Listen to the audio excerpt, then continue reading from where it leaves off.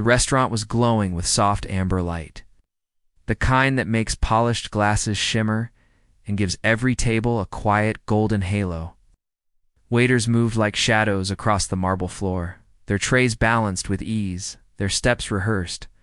With silent precision, in the corner booth, sat a man who seemed to own the air around him, his tailored suit worth more than a year's rent, his wrist heavy with the kind of watch people only see in magazines.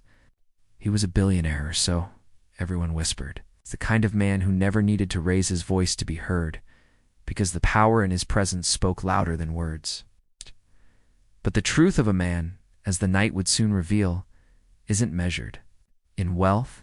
It's revealed in the way he treats those who serve him. And this story, as you're about to hear, is proof that power has many forms, some of them hidden until the perfect moment. Don't look away, because what happens next will stay with you long after the last word. He tapped his fingers on the table impatiently, his eyes scanning the menu, not because he cared to read it, but because he enjoyed the control of making others wait. The waitress approached slowly, her uniform crisp, but her nerves visible in the way she held her notepad. Her name was Amina, and she had been on her feet since sunrise, juggling orders, dodging remarks, and carrying the weight of bills that stacked higher than the tips she collected. Yet she wore a quiet strength, a dignity that could not be ironed out by long hours or careless words. Still, in that moment, her hands trembled just slightly because she knew the type of man she was about to face, and the type of cruelty he carried with him. Stay with me, because what comes next is not just cruelty, it's revelation.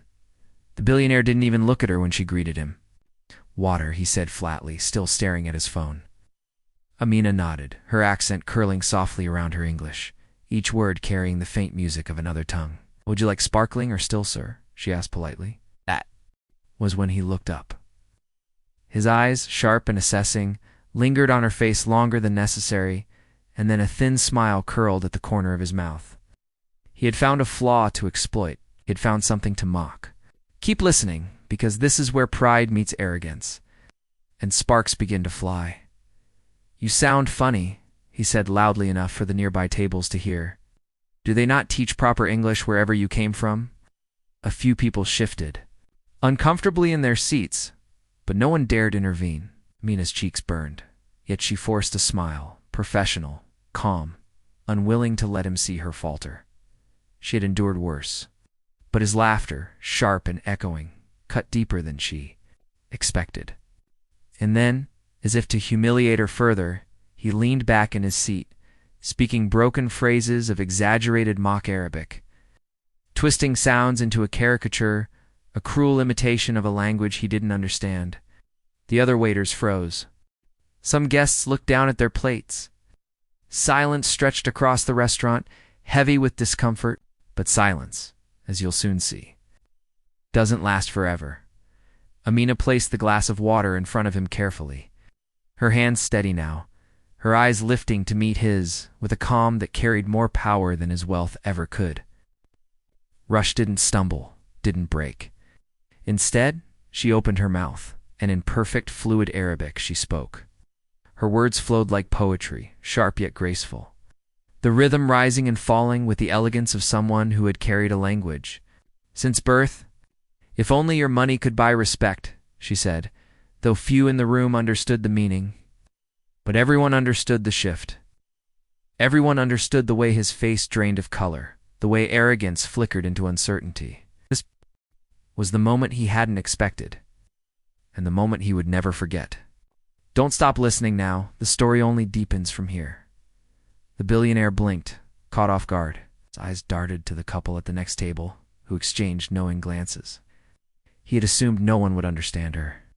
But then came the second blow. Another guest, a middle-aged professor, lifted his head and answered her back in Arabic. Oh, your words are true, young lady, he said warmly, his voice carrying across the room. Respect is not given by wealth, but by character.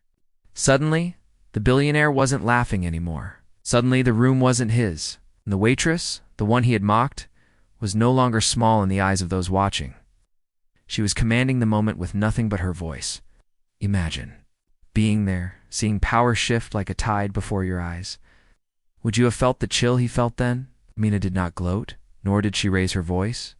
She simply smiled politely and continued in English, her words steady, her tone kind. "Your order, sir?" she asked, as if nothing had happened. That was the greatest blow of all her composure, her refusal to be dragged down into the mud. Of his mockery, he mumbled something about steak, his voice low, stripped of its earlier confidence. The tables around them, once silent with discomfort, now hummed with quiet respect. Strangers looked at Amina differently, no longer seeing just a waitress, but a woman who had carried herself with grace under fire. And that, my friend, is what true strength looks like. It isn't in shouting, it isn't in anger, it's in dignity that cannot be shaken. Stay with me, because her story doesn't end with this victory. It only begins here. Behind the kitchen door, Amina leaned against the wall, letting out the breath she had been holding. She thought of her father, who had once told her that every insult carried a choice. Let it wound you, or let it reveal you. Tonight she had chosen revelation. But deep inside, the sting remained. She wasn't made of stone. She was a young woman far from home, carrying memories of a childhood in a small village where stars blanketed the sky and her mother's voice sang her to sleep. She missed that world. She missed the warmth of belonging. Not here, in this city, of glass towers and luxury. She was too often reminded of how people saw her as less. Yet something in her whispered that she had changed the air tonight, even if only for a moment, even if only for herself. Isn't that what courage truly is choosing? To stand tall, even when no one claps for you?